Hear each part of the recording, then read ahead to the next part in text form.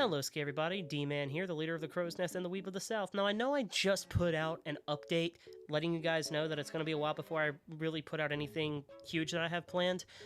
This wasn't planned ahead of time. I literally just now decided, you know what, I really want to talk about this, and I have some background footage on the burner. Let's put that to good use. So, let's talk about the MK Legacy Collection, and, why I think that this collection has a lot of potential, but ultimately the launch of it really fucking sucks.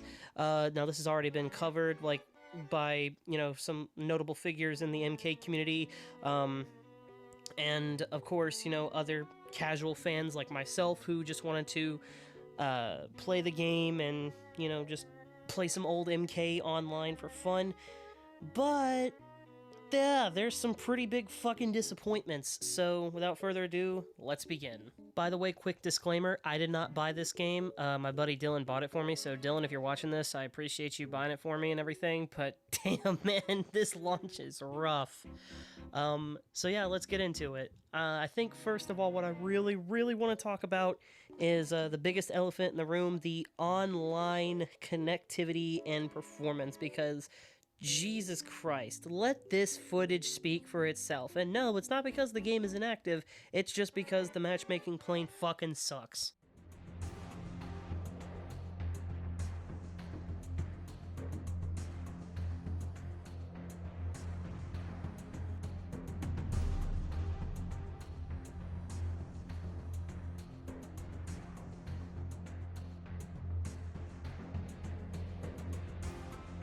Up. Don't you dare fall asleep. You think that empty space there was a fuck up in editing? Nope, I did that on purpose.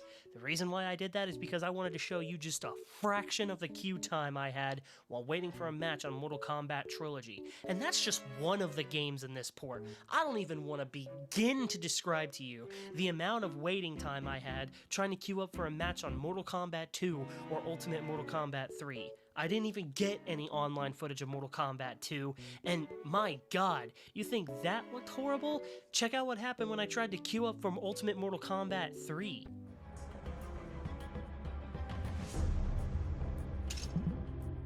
And that doesn't even begin to cover the online audio quality. At best, your matches will include audio cutting out every now and then, something like this.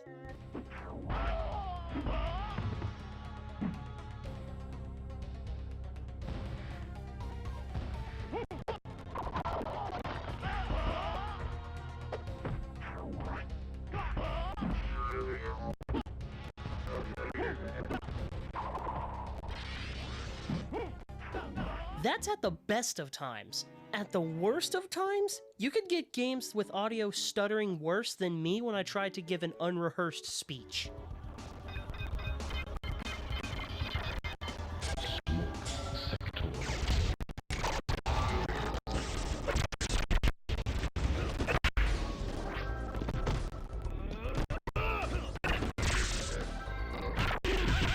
I mean, just listen to that, dude. It's so fucking unbearable to listen to.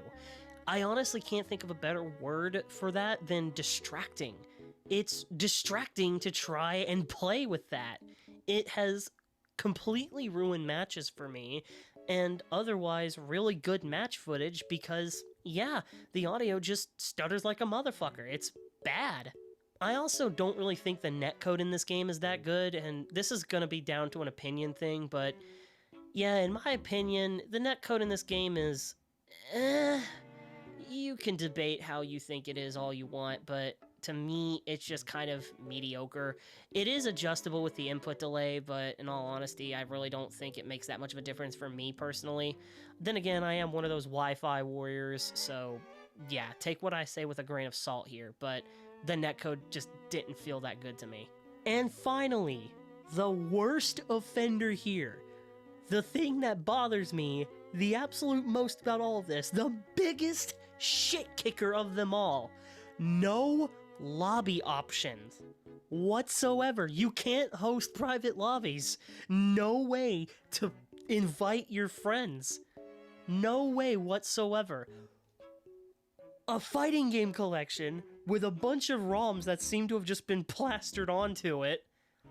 priced at $50 fucking dollars, with some of the worst online audio quality and some of the worst matchmaking options I've ever fucking seen, and you release it with no online lobby feature.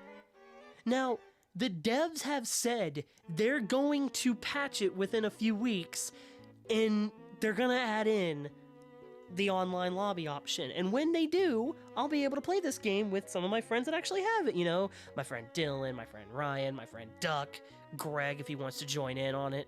But dude, this is a $50 fucking collection and you can't even get the most basic online options right. Really? Really?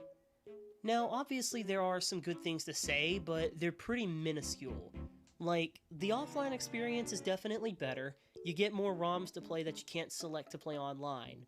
For example, you can play the handheld versions of all the different games, like I'm playing Mortal Kombat 1 on the Game Gear, which, fun fact, I actually do have the physical hardware. I have 2 different Sega Game Gears and a cartridge for this version, so yeah, that's a little bit of a nostalgia trip for me. I've had it since I was a kid. And also, you have the option to play some console exclusive stuff that isn't just Trilogy, like you get to play Mythology Sub-Zero and you get to play Special Forces. And if you're a big fan of documentaries and, you know, the bios of the characters and being able to just look at them, you do have that option. There is a crypt, and you can look at all the stuff documenting Mortal Kombat's development over the years, as well as read the biographies of all the different characters. There's also a jukebox in which you can listen to some of the music.